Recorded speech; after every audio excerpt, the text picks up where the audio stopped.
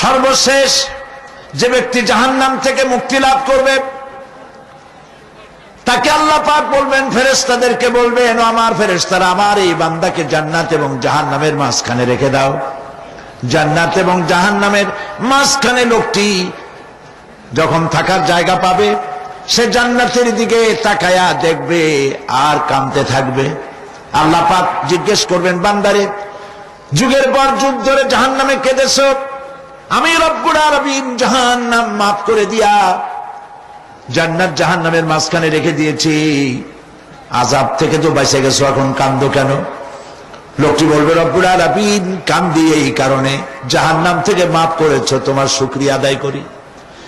জান্নাত তো আমার কপালে নাই, কিসমতে নাই, কিন্তু জান্নাত আমি এখান থেকে দেখতে পাচ্ছি, জান্নাতের সুঘ্রাণ আমার নাকে আসতেছে, কপালে নাই যাওয়ার। আমি কাঁদি এই জন্য, তুমি যদি মেহেরবানি করে আমাকে জান্নাতের দরজার কাছে একটু দাঁড় করায় দিতা, প্রাণ ভরে তোমার জান্নাতের দৃশ্যটা একটু দেখতাম। আল্লাহ পাক তার আরজি পূরণ করবেন, বলবেন যাও, ফেরেশতাদের বলবেন এর জান্নাতের দরজার কাছে দাঁড় করায় দাও। জান্নাতের দরজার কাছে দাঁড়িয়ে লোকটি আবার কান্না শুরু করবেন। আল্লাহ পাক প্রশ্ন করবেন, এবার কান্দো কেন?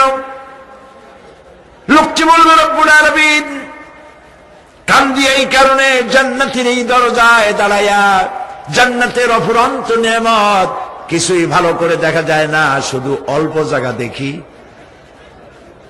যদি তুমি আমারে দয়া করে জান্নাতের মাঝখানে দাঁড় করায় দিতা, চতুর্দিকে তাকায়া তাকায়া দেখা কলিজারে ঠান্ডা বানাইতাম, তবে আমি ওয়াদা করি জান্নাতের কোন নাজ নেয়ামত, কোন ফল আমি খাবো না, ধরবো না, ছুঁইব না।